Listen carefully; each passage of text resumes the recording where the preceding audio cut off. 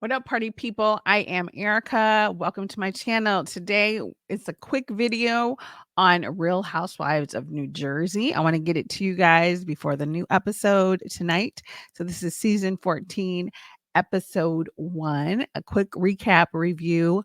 Birthday bombshell. We're talking team Teresa or team Melissa. Which one are you? Let's get into it. Let's do this, people. I want a happy ending, tired of pretending. Let them get the best of me. Whoa, whoa, whoa, give me a break. The game is survival. Give me a break and play my rival.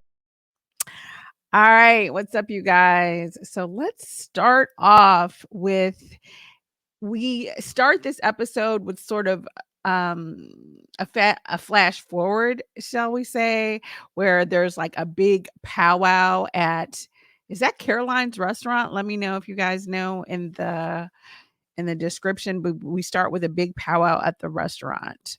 So let's see here. And then they say, okay, 3 months earlier, which means, like, I don't know, are we going to see that at the very end of the season? Like, how far into the season are we going to see it? But we start off with, we see a little bit of home of both Melissa. So let me pull Melissa up. Melissa Gorga. So turns out, hold on one second, you guys. Let me fix this a little bit. There we go. All right. Sorry about that. Turns out Melissa and Teresa right now are facing the same challenge. They both have daughters that are going off to college. So we see Melissa getting Antonia ready, and she hasn't packed anything and she wants to take everything. Antonia is going to University of Delaware. So we see the brothers, and we're kind of getting into this new phase of, Melissa and Teresa. Well, it's not really a new phase. We've been here before where they've been totally at odds, but now it's like war. Like Melissa doesn't even want to, doesn't really even want Teresa's name mentioned in confessionals. So this is her first time sending her daughter off to college. So this is an interesting time for her. And then we see almost the same thing with Teresa. Teresa is about to send Gabriella, which was always kind of like the cool, sort of not too crazy of the girls, I should say. But I love all of them, all 4 of them. But Gabriella was always kind of, I don't know, more low key, I think.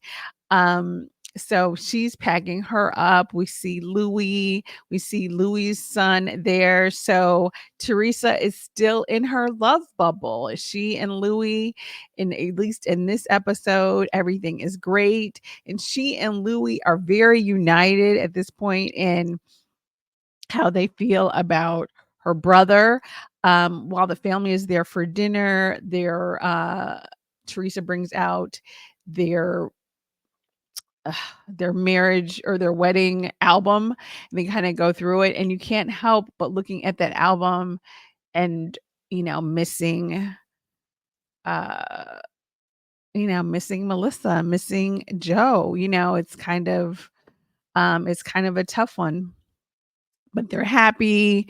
We see Teresa's big hair again, and she and she and Louis seem to be in this bubble. They're living their best lives in their love bubble at that moment. And again, they discuss sort of some of the issues with the other people. But Teresa, she's queen of New Jersey, so there's nothing going on there too crazy.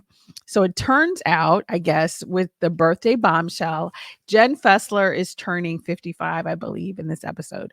So she's having a birthday party, and Rachel and Jen Fessler's husband, Jeff, I believe his name is, are throwing her a surprise birthday party.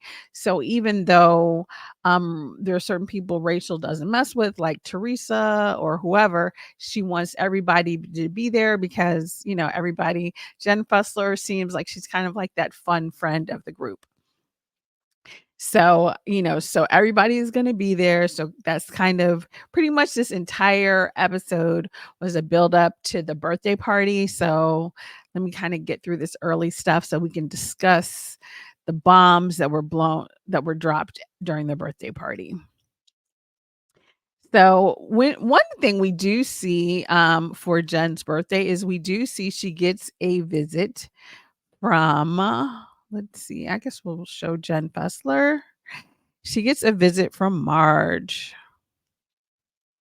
So Marge comes over, and in this particular scene, Marge is sort of discussing how she's dealing with her ex-husband, Jan, his passing. Because if we recall, she was with Jan and then she cheated with Joe, her current husband, and Jan's kids, even though she was their stepmother for many years, aren't really speaking to her. And now that Jan is gone, she's kind of dealing with that grief in a whole new way. So here, she's kind of talking to Jen Fessler about that issue. And so it kind and Jen makes a comment here, and Jen, they sort of talk a little bit about Teresa, and Marge is kind of like, I'm not going to really say anything to her. I can be cordial, but that's it in terms of, like Marge is basically not speaking to Teresa either.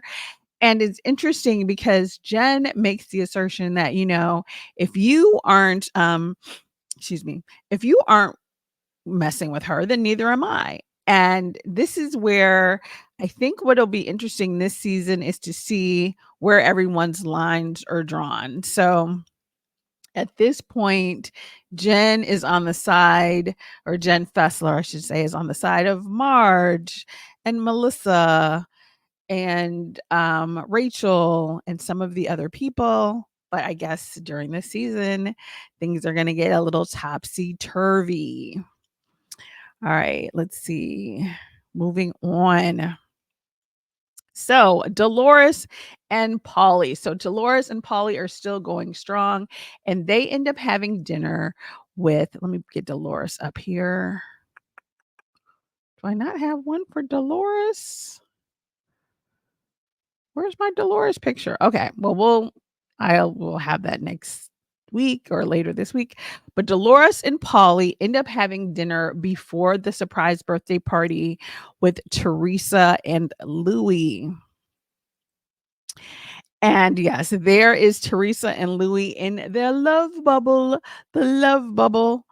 Um, so yeah, they end up having a dinner together, and Teresa in this scene, Teresa is explaining to Polly and Dolores about how she found out, Dolores's ex Frank, as we all know, is like another cast member or whatever. So, or another wife, I would say.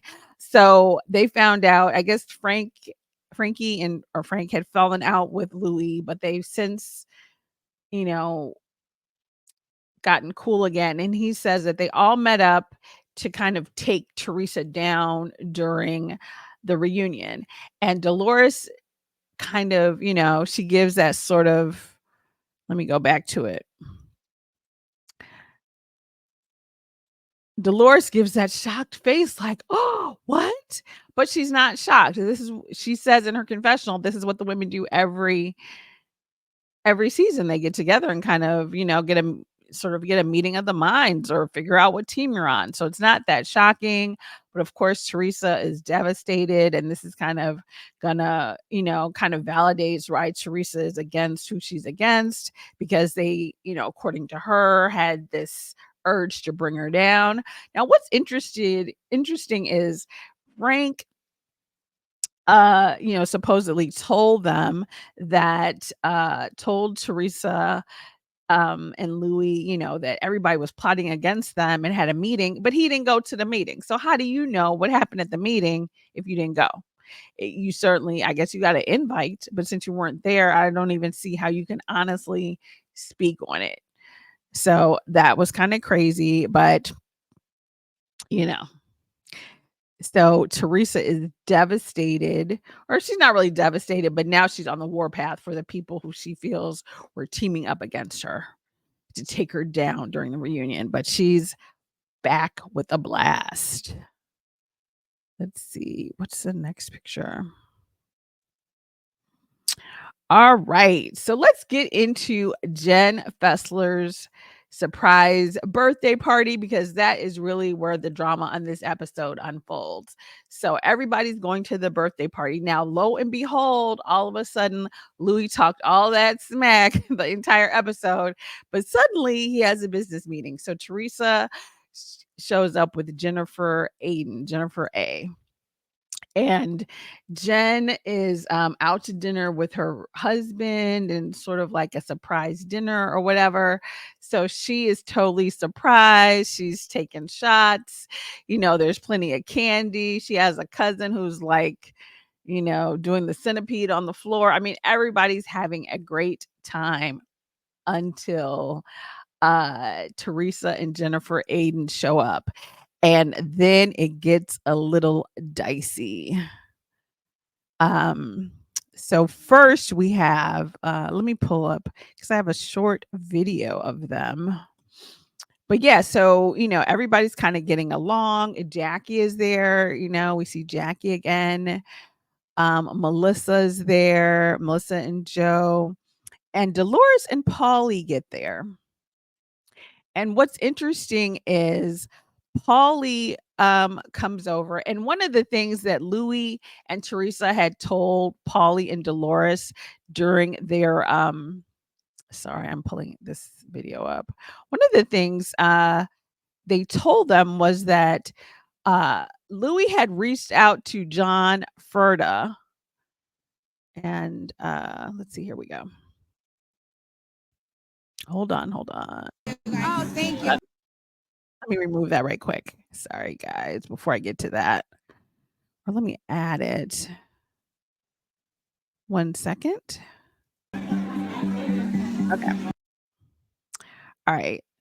So here is, let me hide Jen. Here is when Teresa and Jennifer Aydin get to the party. So here we go. And Teresa is going to walk in here and not speak to her brother. And this is awkward. So here we go. I just make this for you guys. Oh, thank you. Thank you. How are you? Hi, how are you? How you doing? Hi. How are you? How are you? That was so f***ing awkward. That was so weird. Oh, hi, guys. Hi, how are you? Hi, Jennifer. Hi, Margaret. How are you? Nice to see you. We'll catch up, okay? So if that was not the most awkward entrance to a party ever. So basically Teresa comes in, she speaks to everybody but her flesh and blood brother, and he is sitting there getting red and looking crazy. Then they go to the other ladies. Teresa speaks to everyone, and Marge walks past Teresa, says hi to Jennifer Aydin, which is shocking. And it doesn't speak to Teresa and walks off. So it'll be interesting to see if these battle lines continue throughout the season. But so far, everybody has determined the side of the war that they're on and they're moving forward. You get to know them. So one side we have, sorry, you guys, let me pull this down. So on one side, we have Dolores and Teresa and Danielle and Jennifer Aydin. Those are like team Teresa, right? So even the men are getting into it because once Paulie and Dolores get to the party, at one point Paulie is talking to John Ferda, and John Ferda is like, which is Rachel's husband, he's like, no, you're choosing a side. And so they have a big blowout, and eventually Dolores has to like pull Paulie away because he basically tells John Furter to F, shut the F up, right? Because they're both trying to talk. And for some reason, this whole night, no one will let John Furter talk. Like they just won't. Okay. Um, they will not let him talk. They won't let him say anything. And they won't let him talk. They won't let him say anything. And he and Polly almost go to blows, right? So then later on in the evening, so they pull them away. So then later on in the evening, after all of the drama between the men, Teresa and Jennifer Aydin, they go to leave. And that's when, when the bombshells really go. So let me put that back on. Hold on. I don't want to know. Here we go. So this is right before Jennifer Aydin and Teresa leave. Teresa and Rachel, they start off cool, but then it goes left real quick. So let's watch some of it. What do you know about gentlemen? They meet privately. What do you know about gentlemen? My husband's a gentleman. Teresa. Yes, Rachel. You don't know my husband. He's a gentleman. I don't want to know him. I don't want to know your husband. Wait, you know what your husband said to my husband? I have tremendous respect for your wife because we both went to jail. I heard he was the biggest drug dealer in Bergen County. Teresa. He was. So don't come from my husband. He was. I will come. Okay, so basically, Teresa starts going off. She's like, "Don't come for my husband, or I'm going to come for your husband." And she and Rachel start getting into it. And so Teresa walks off, and then she sees John Furta, and she says, "Oh, good night, double-sided dildo." But I guess he didn't hear that part. So now the part that I think is kind of crazy here is Rachel, as Teresa is leaving, Rachel calls her husband over and is like, "Oh, guess what Teresa said about you? Teresa said you're one of the biggest drug dealers." And she calls Teresa back. And so I think in some of the other franchises, the rule of thumb sort of is the men and the women don't get into it. So I'm not sure why she called Teresa back to kind of be like, tell John to his face so that they too could have a big blowout and beef. And basically that's exactly that's exactly what happens. Let's see if I have any clips of that. Let me put it back on.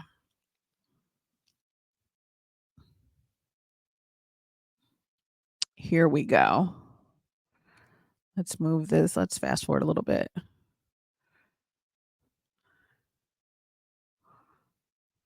So she calls her back. And then Teresa does one of these numbers. So crazy. Here we go. Your ex. Really? It's out. It's out. So you listen. It's out. Wait a minute. You listen. It's out. It's out on social media. You listen to an inmate who's in prison. We were both in prison, correct? You're gonna let me talk? Right, you said that to You're my gonna let me talk? husband. You're gonna let me talk? Right, You're gonna let me talk? tremendous respect. Conversation's over. I can't talk I to don't wanna somebody talk to you. I'm who not doesn't doing listen. this, Teresa. You don't listen. Yeah, You're no. talking to a drug You're dealer. gonna talk to him.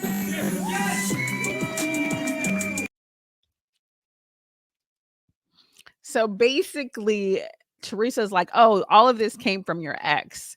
And what's so crazy is, Teresa, and that's the issue I guess I've always had with Teresa, is she's such a hypocrite. Like the whole thing, you got into it with people because of what was on the internet and what Louis' ex was saying about him. And now you are doing the exact same thing to John Furta and Rachel. And so basically, this episode pretty much ends with John Furta calling her a has-been or a wannabe or whatever, and she kind of storming out. And that's the beginning of, that's kind of the highlight of this episode. Overall, I would give this episode like a 7 out of 10, but let me know your thoughts. Like, comment, subscribe. Let's try to get to 500 subscribers so I can start actually going live finally.